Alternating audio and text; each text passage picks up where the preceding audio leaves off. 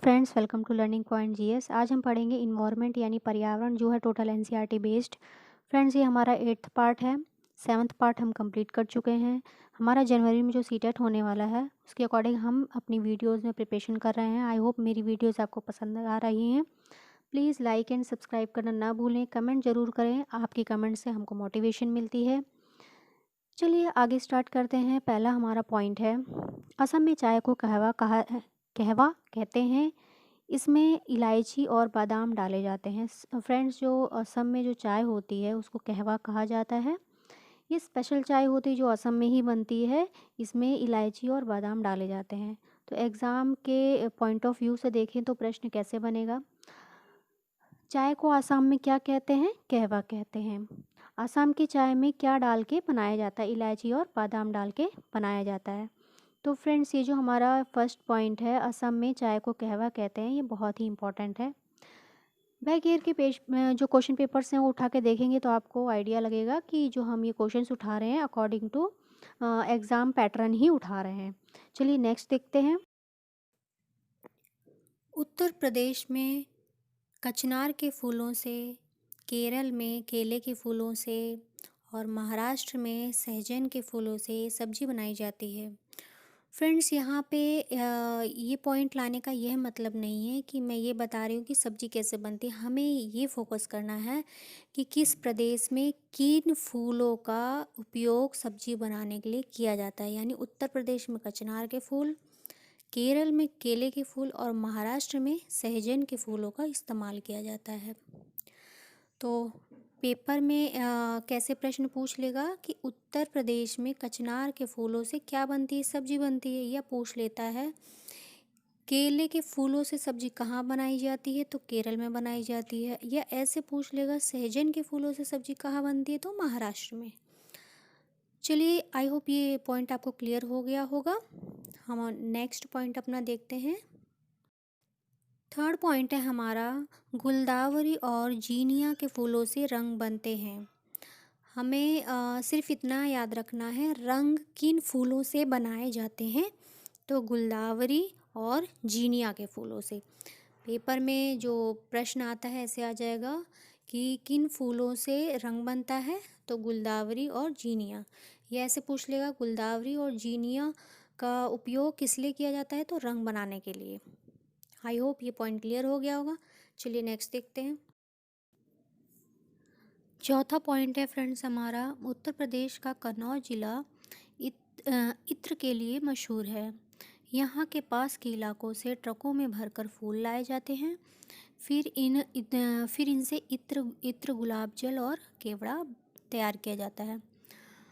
Friends, जो उत्तर प्रदेश का कन्नौज ज़िला है ये इत्र के लिए फेमस है। प्रश्न ऐसे आता है कि उत्तर प्रदेश का कौन सा ज़िला इत्र के लिए प्रसिद्ध है, कन्नौज है।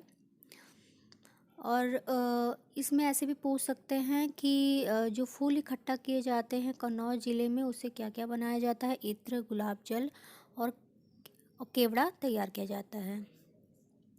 फ्रेंड्स, जो चौथा पॉइंट है हमारा मोस्ट इम्पॉर्टेंट है, क्योंकि अधिकतर ये प्रश्न पेपर में आया हुआ है, रिपीटेड क्वेश्चन है ये। बैक ईयर के पेपर से क्रॉस चेक करिए, आपको पता चलेगा। ये प्रश्न अधिकतर घुमा के भी आ जाता है। ऐसे पूछ लेता है कि कन्नौज कहाँ पड़ता है, उत्तर प्रदेश में पड़ता है। इत्र कहाँ बनता है, कन्नौज में बनता है। उत्तर प्रदेश में इत्र किस ज़िले में बनाया जाता है, कन्नौज में बनाया जाता है। तो इस प्रकार से जो एग्ज़ामिनर है वो प्रश्नों को घुमा के पूछता है।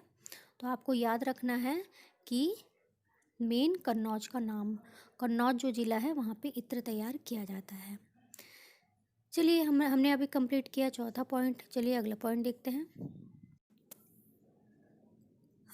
अगला पॉइंट है पांचवा पॉइंट, रेशम का कीड़ा मादा को उसकी छोड़ी हुई गंध से पहचान लेता है। प्रश्न ये ऐसे आता है, रेशम का कीड़ा मादा रेशम को किस प्रकार से पहचानता है, तो हमारा उत्तर होगा, जो मादा रेशम होती है वो अपने पीछे अपनी गंध छोड़ जाती है, जिससे रेशम का कीड़ा उसको पहचान लेता है। प्रश्न कैसे बनेगा, रेशम का कीड़ा जो है वो अपनी मादा की पहचान कैसे करता है, उसकी गंध से करता है। चलिए नेक्स्ट देखते हैं। छठा पॉइंट है हमारा, मच्छर मनुष्य को उसके शरीर की गंध और तलवे की गंध से पहचानता है। फ्रेंड्स, डायरेक्ट प्रश्न ऐसे आता है कि मच्छर मनुष्यों की पहचान कैसे करता है? मनुष्यों के तलवे की गंध से और उसके शरीर की गंध से। फ्रेंड्स, जो मादा मच्छर होते हैं वही खून चूसने का काम करते हैं, क्योंकि उन्हें अंडे देने होते हैं। जब मच्छर एक बार जब किसी को काटता है तो आधे घंटे तक वह किसी और को नहीं काटता। फ्रेंड्स, पेपर में प्रश्न भी ऐसे भी आ जाता है कि खून चूसने का काम मच्छरों में कौन करता है? मादा मच्छर करते हैं। क्यों करते हैं? क्योंकि उनको अंडे देने होते हैं। तो फ्रेंड्स, ये हमने कंप्लीट किया अपना छठा पॉइंट। छठे पॉइंट में हमने मच्छरों की चर्चा की है। तो चलिए अब हम अपना अगला पॉइंट देखते हैं, जो कि है सातवां पॉइंट। सातवां पॉइंट है हमारा, कुत्ते अपने क्षेत्र में अन्य कुत्ते के आने की पहचान उसके मलमूत्र से करते हैं। फ्रेंड्स, ये काफ़ी इम्पोर्टेंट पॉइंट है, क्योंकि अधिकतर ये पूछा जा चुका है। पूछते हैं कि कुत्ते अपने क्षेत्र में अन्य कुत्तों के आने की पहचान किस प्रकार से करते हैं? अन्य कुत्तों के मलमूत्र त्यागने की स्मेल से उनकी पहचान करते हैं। फ्रेंड्स, जो स्ट्रीट डॉग्स होते हैं उन सबका एरिया बटा होता है, उन सबकी गलियां बटी हुई होती हैं। जो एक डॉगी होता है, जो एक कुत्ता होता है, वो दूसरे जो कुत्ता है उसके क्षेत्र में नहीं जाता है। यदि वह जाता है तो अन्य जो कुत्ता है उसको उसकी पहचान उसके मलमूत्र से कर लेता है। तो यानी जो अपने क्षेत्र का वो आवंटन करते हैं, मलमूत्र त्याग करके करते हैं। फ्रेंड्स, जो कुत्ते होते हैं वो एक कुत्ता दूसरे कुत्ते के क्षेत्र में या गली में नहीं जाता है।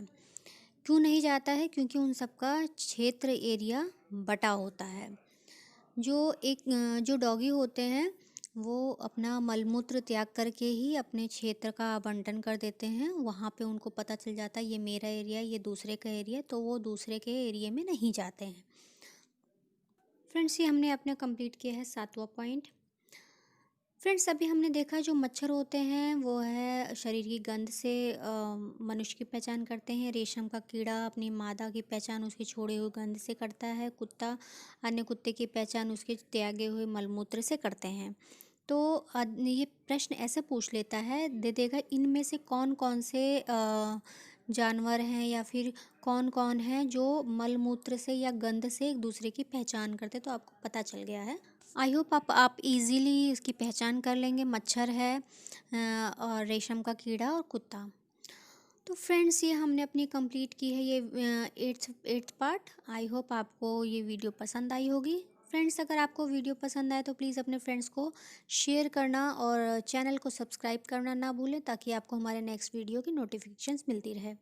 Thank you for watching friends.